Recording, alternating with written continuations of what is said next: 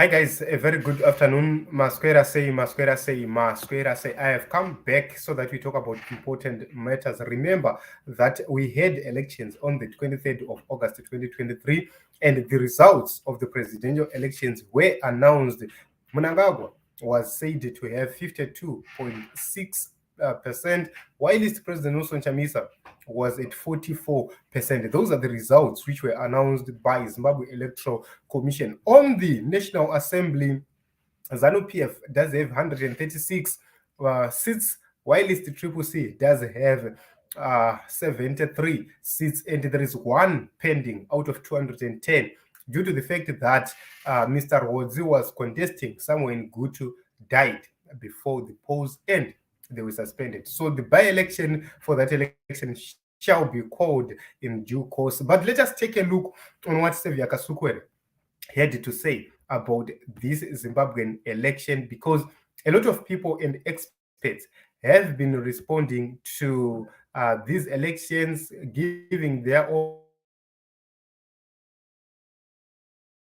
views in the Zimbabwe 2023 elections. And we need to take a look on what Sevia Kasukuwere had to say regarding this election, because it's very important for us to actually have a true reflection and have a conversation about these elections. Were these elections credible enough to be called elections or not? That is what is very, very, very important for us to note as Zimbabweans. So I'm going to bring this here so that we talk about it more importantly and more clearly. Let us play what Vekasukura had to say.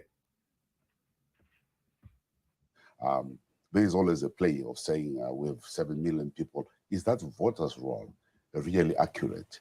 Are these numbers that are churned out, for instance, very accurate? Or they're just, a process that might actually not be correctly handled in the first place?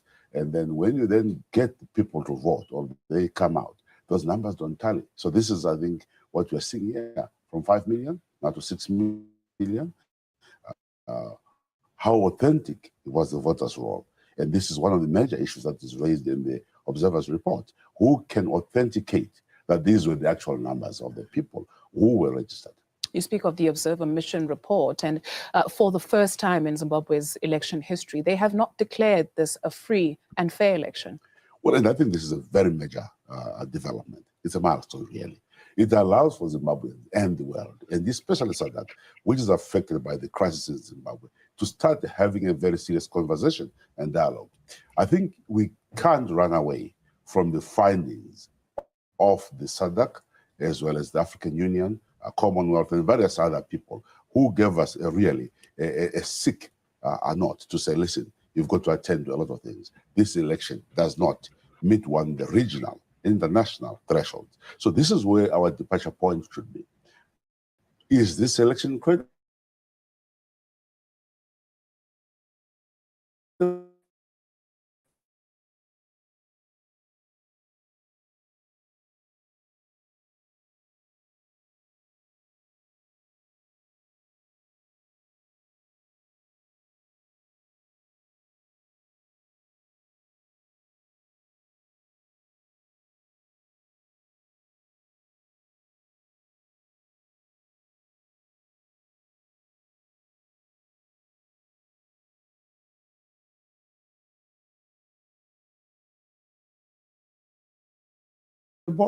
I think the big